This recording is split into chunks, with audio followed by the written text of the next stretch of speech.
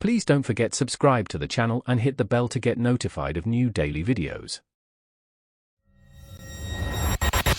I had poured 5 years of my life into NovaTech, a promising startup in the bustling tech scene. I'd started as a junior dev and worked my way up to a lead position, managing a critical AI integration project. My team was tight, our deadlines were always met, and our metrics were consistently top tier. I prided myself on my quiet, analytical leadership, fostering collaboration rather than aggressive confrontation. My direct senior manager, Mara, the head of product, initially seemed supportive. That facade crumbled during a quarterly review. We were discussing my trajectory for an upcoming director role, a promotion I had been actively working towards. Mara, leaning back in her chair, gave me a tight smile. "You're excellent technically, Alex," she began, using my preferred name, "but sometimes you just lack that certain spark. That dynamic presence. It's not about being loud, but it's about being seen, you know." She then gestured vaguely with her hand. "Some cultures are just more reserved. We need a director who can truly command a room, who isn't afraid to be seen as the ultimate authority, not just a consensus builder." My stomach dropped. I'm of East Asian heritage, and while she didn't explicitly say it, the implication was clear. My cultural background was being used to pigeonhole my leadership style and deny me a promotion I'd earned. When I calmly pushed back, pointing to my project's successes, she cut me off, her smile vanishing. "Well, your style will be a major factor in that director decision, won't it? Don't think for a second I don't see everything." The threat hung heavy in the air. I knew this wasn't an isolated incident. There had been subtle remarks before, but this was a direct shot at my career, cloaked in thinly veiled prejudice. I felt I had no choice but to escalate. I went to Cory, our HR business partner. I explicitly asked him to document the incident quietly, without immediate confrontation, just to log it. I knew Mara was vindictive. Cory, however, promised to handle it sensitively and promptly contacted Mara. A week later, he told me Mara had apologized for a misunderstanding and assured me my promotion wasn't in jeopardy. I knew he was lying. The vibe in the office had shifted. Then came Joel. He was Mara's former intern, suddenly brought in as my new team lead, essentially my direct supervisor, a step I felt was designed to undermine me and ensure I wouldn't get that director role. From day one, Joel was a nightmare. He'd pull me off critical development tasks, reassign my project leads without my input, and schedule mandatory leadership workshops for me, none of which my peers had to attend. He was constantly nitpicking, micromanaging, and subtly belittling my contributions in team meetings. The final straw came with a formal warning for insubordination.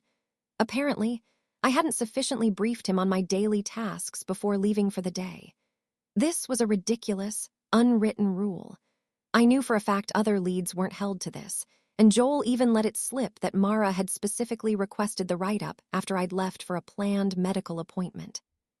When I confronted Cory with clear evidence of retaliation and discrimination, he became dismissive, rolling his eyes and accusing me of dramatizing.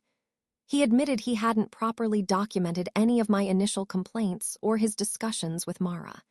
That's when I knew. They were all in on it, and I was going to make them pay. I decided then and there that I wasn't just leaving. I was detonating a carefully constructed bomb. I started meticulously collecting every piece of evidence. I had screenshots of Mara's emails, recordings of my workshops.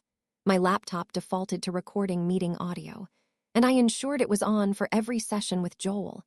My old performance reviews versus the recent fabricated ones, communication logs of denied access or reassigned tasks, and schedules that showed how I was systematically sidelined. I also spoke to a few trusted junior developers who had witnessed Mara's or Joel's behavior and were willing to provide anonymous statements if needed. My next step was to craft a strategic exit. I needed Joel to be furious when I left. I spent a week quietly transferring all my core project knowledge to my most trusted junior.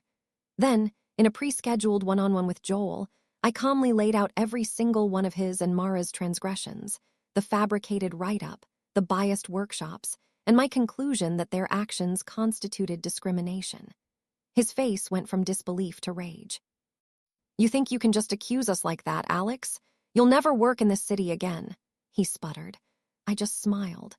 2 days later, I submitted my 2-week notice, ensuring it was vague enough not to betray my real intentions, but clear enough to make them feel they'd won.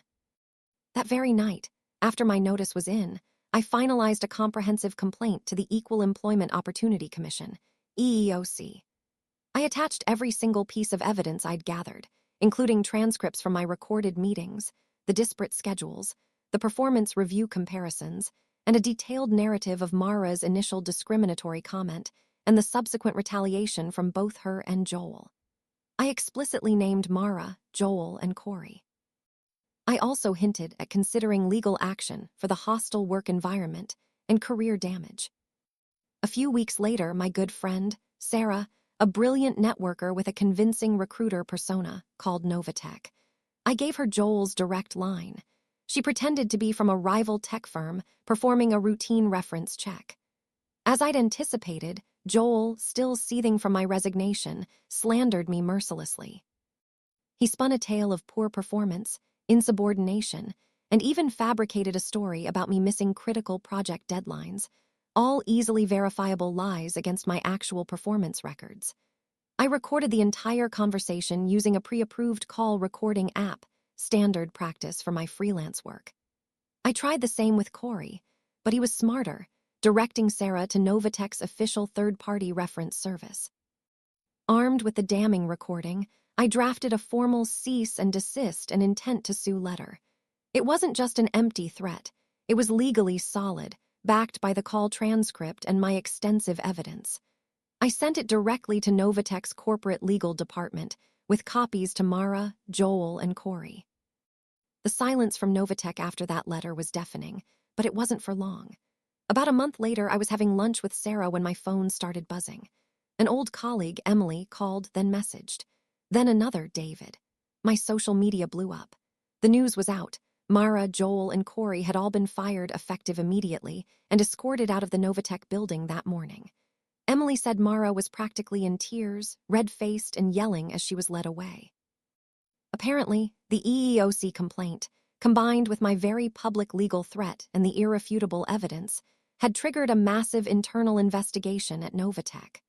Corporate legal, seeing the writing on the wall, quickly moved to mitigate their exposure.